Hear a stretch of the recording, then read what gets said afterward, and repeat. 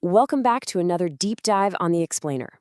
Today, we're turning our focus inward to map out a really complex and, honestly, super misunderstood terrain, the human mind. We're unpacking the psychological reality of high intelligence, and what we found, well, it completely flips the script on what it actually means to be smart. So let's just jump right in. So what does true intelligence actually look like? Think about the absolute smartest person you know. Maybe it's that genius in your office. Who instantly comes to mind? Are you picturing someone loud, endlessly confident?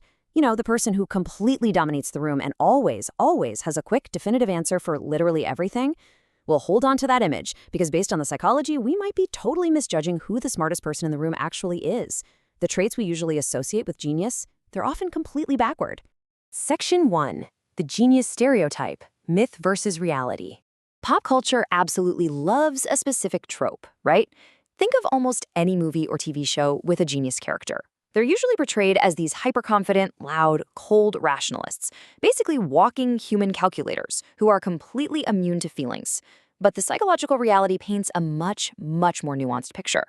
Highly intelligent people are actually far more likely to be deeply emotional, full of self-doubt, and quietly observant.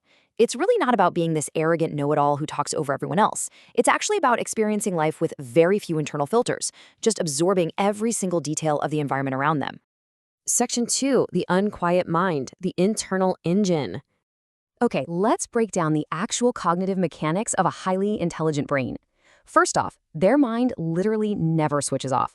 It is constantly turning through data, analyzing past conversations, predicting future outcomes.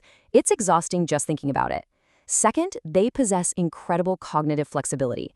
Instead of stubbornly clinging to an opinion just to protect their ego, they treat their own beliefs like working theories. The second new, credible evidence arrives, boom, they readily update their understanding. They prioritize actual accuracy over that temporary, fleeting satisfaction of just being right.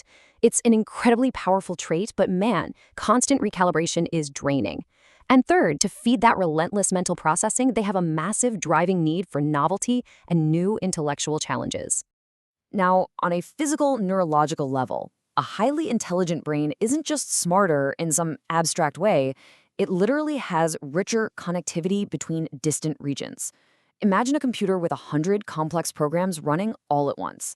That's exactly what's happening in their head. True rest, or actually unplugging, is incredibly difficult when your brain is biologically hardwired to run a dozen complex mental simulations at the exact same time.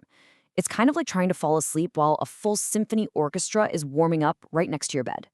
Digging a bit deeper into the brain chemistry here, we actually see higher dopamine activity in the brain's reward center. But what does this actually mean for daily life? Well, it means they habituate to tasks incredibly rapidly. Once they figure a system out, the novelty just wears off and they get bored. Fast. So that restlessness they feel in comfortable, repetitive environments, it isn't a lack of discipline at all. It's literally their biology demanding the next complex puzzle to solve. They absolutely need harder problems just to feel engaged with the world. Section 3. The Social Disconnect, Real-World Friction. In social settings, you're often going to notice 3 distinct traits: a strong preference for solitude, choosing observation over expression, and this lingering sense of just not quite belonging. Now, society frequently labels this as antisocial or even a bit weird, but the reality? They are just quietly gathering data. Their prefrontal cortex actually functions best without all those external distractions. They prefer to hang back, process the complete picture, and really understand the dynamics of the room before they ever open their mouths to speak up. So solitude isn't a rejection of others. It's just essential refueling time for a seriously overworked engine. And there's a deeper reason for this social friction, too. It's called stimulus poverty. This is that profound longing for deep, engaging conversations that everyday water cooler interactions simply lack. Think about it. If you're experiencing the world at a much higher, way more complex resolution than the people around you, everyday small talk about the weather or weekend errands is going to feel cognitively empty. You aren't trying to be snobby, your brain is just starving for substance. And that leads to that subtle, isolating feeling of being slightly out of sync with your social circles. Section 4. The Emotional Weight, the Sensitized Mind. Okay, this point completely shatters that cold rationalist myth we talked about earlier. Because their brains process all data deeply, that inherently includes emotional data. They experience art, human suffering, systemic injustice, and pure empathy with this acute, heightened sensitivity. A passing remark that someone else might just shrug off, that can echo in their minds for days. But because society doesn't exactly understand or reward intense emotion all the time, they develop a really high masking ability. They learn to camouflage this overwhelming emotional weight, putting on a calm, detached exterior, just so they can function smoothly in everyday environments. That intense mental processing also heavily affects productivity, leading to something called complexity awareness. This is the ability to instantly foresee the vast requirements for perfection and the huge gap between a grand vision and the final output. Have you ever wondered why brilliant people so often procrastinate on projects they genuinely care about? It is not laziness, no way. It is hesitation born out of incredibly high standards. They see every single hurdle, every potential flaw, and every exhausting step of a project before they even buy the paint for the canvas or type the very first word. The sheer volume of anticipated effort can be literally paralyzing. Section 5. The Intelligence Paradox, the Burden of Knowing. We see a completely counterintuitive psychological reality here. On one hand, we have the famous Dunning-Kruger effect. That's the principle where ignorance breeds unwarranted confidence. People who know very little often think they know absolutely everything, loudly declaring their opinions as absolute fact. But true intelligence?